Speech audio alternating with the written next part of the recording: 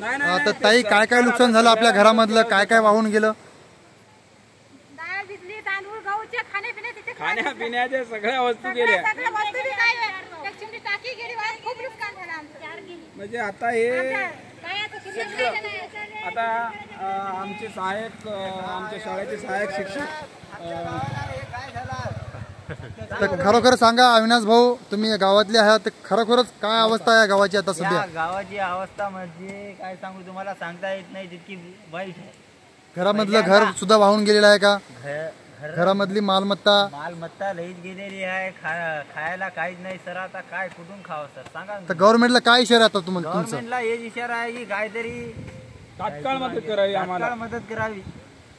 तर अरुण भाऊ जाधव सहाय्यक शिक्षक आमच्या शाळेचे नारळ या गावाचे, तर त्यांनी दोन शब्द सांगावे की या पावसामुळे काय आता गावाची स्थिती आहे. आज आमच्या जन्मापासून असे म्हणतात की आमच्या आई वडिलांनी हे असं पूर कधी पाहिलेलं नाहीये आणि हे पाहण्याचं समजा दुर्दैव आमच्या नशिबात आलेलं आहे की नारळी हे गाव काही असं काही खूप काही मोठं गाव नाही आहे. हा गाव एक लहानसं गाव आहे आणि इथले संपूर्ण शेतकरी वर्ग आहे आणि या शेतकरी वर्गाचं संपूर्णपणे नुकसान झालेलं आहे.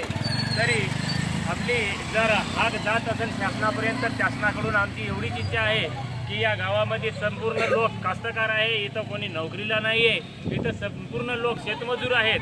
या मजुराकडे पाहायचं आहे, इथल्या लहान लहान लेकराकडे पाहायचं आहे आणि या सगळ्या गोष्टीला लक्षात घेऊन, या सगळ्या बाबी लक्षात घेऊन शासनाला जे काही मदत करता येईल ते मदत करायला पाहिजे अशी आमच्या संपूर्ण गावकऱ्यांची इच्छा आहे आणि अपेक्षा आहे. धन्यवाद. धन्यवाद.